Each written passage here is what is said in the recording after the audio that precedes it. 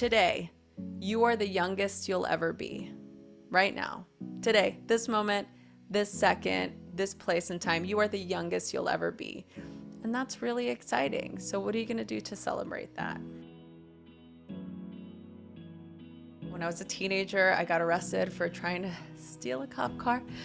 And it was definitely a huge turning point, because it was at that moment that I needed to decide whether I was going to continue to go down that path or I was going to create a new life. We don't always need to know where we're going.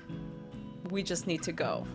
And that's okay. And I think that that was the biggest lesson I learned in my life, was that sometimes, even if I can't see where I'm going or what's at the end of this road, that it's going to be okay. How do we allow ourselves to fully immerse ourselves into who we are and who we are becoming, instead of every year that goes by, we get this anxiety and stress over how we're getting older, instead of being excited about, okay, I'm wiser now. I don't want to be the person I was in my 30s. I don't want to be the person I was in my 20s. I want to be the person that I am now. And all I could do is hope that when I am in my 50s and 60s, I continue to integrate into this person, into this human more and more, and be a better person. People are going to always have an opinion about what makes your heart sing, and that's okay. But you have to make your own inner voice louder than theirs. And that's always going to be the key to success. My one tip to age less is to worry less. There's some interesting emerging research around anxiety and aging. So, for example, people as they age, especially in middle life, there tends to be a peak of generalized anxiety disorder. That's where it's most prevalent, is in middle life. Another link that's been started to be identified is that there can be a link between anxiety and the development of Alzheimer's dementia. And so that anxiety seems to activate a certain part of the brain called the default mode network. And when that part of the brain is overactive, that has been associated with Alzheimer's disease. So I mention this because it can be very, very helpful to notice when we're getting caught up in anxiety now, and maybe even start to think of working with our own anxiety as a preventative measure so that we're less likely to develop dementia down the road.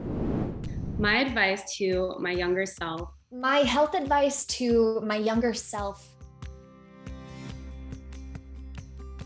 Sleep more, because it has such a huge effect on your mood.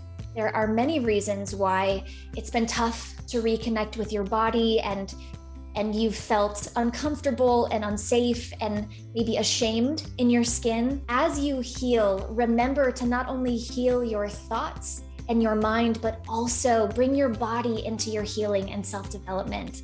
Learn to listen and understand the story that you carry and how you store your stress and anxiety and even your trauma, so that you can learn how to process and express and release and feel free to inhabit who you are fully.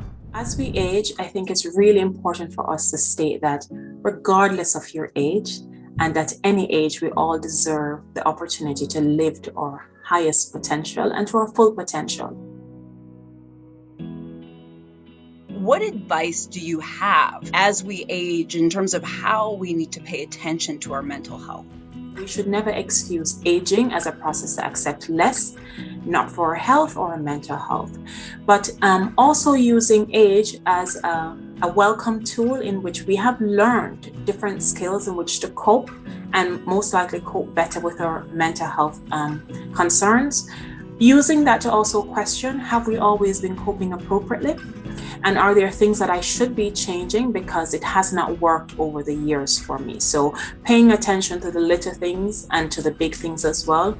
But at the baseline, knowing that once there is a reduction in how we cope with stress, how our physical and emotional health is changing, our keys to say we need to pay better attention to our mental health and then seek help, with the explanation that it's regardless of age that we choose to be in our best physical and emotional health and well-being space.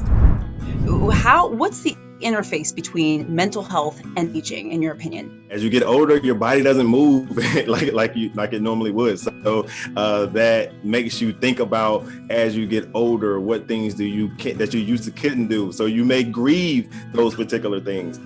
Or you may think about death a little bit more. As you have kids and they get older, or you have grandchildren, you start to, understand that, we can't live forever. So that can definitely play a major role into the way you look at life. You may get anxious about those particular things, or some people may even get depressed about those things. But then also when we age, we look at the world completely different because of our different experiences. And we understand different aspects of ourselves, which makes, even with as you age, you may not hang around the same people that you used to hang with, or you may need other things to fulfill your life than you did when you were younger. So all of these different things can be stressors on you, but then also understanding how to cope with those particular things and understanding what do you need to do differently to be able to address those issues.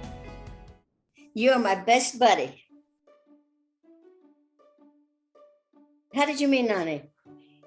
Do you remember? Neighbor her, and she's my fake grandma. I'm the fake grandma.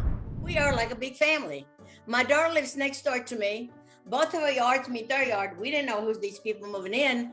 And the first time we met them, that was it. Now we're just we have 3 yards and one big family. How old are you? Nani's gonna be 80 years old. Nani's old. How old are you feeling? Well, sometimes my body feels old. Most of the time it feels pretty good. So it feels kind of young. Not as young as you. What's your biggest adventure you've been? My biggest adventure was to get on a big boat and come to America. And maybe you're a pirate? No, I was not a pirate.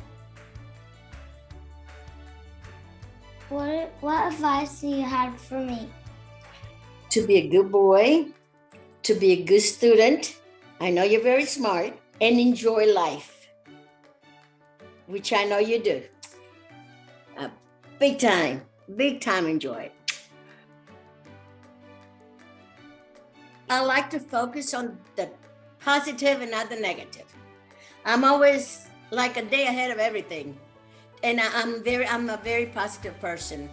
And I think that's what keeps me going. I've had a lot of heartaches through the years, but you get over it. You don't get over it, but you make the best that you can, and always stay positive. And I tell that to everybody. I tell my children, I tell my grandchildren, positive is the best medicine that anybody could have, and makes everything good. Bye.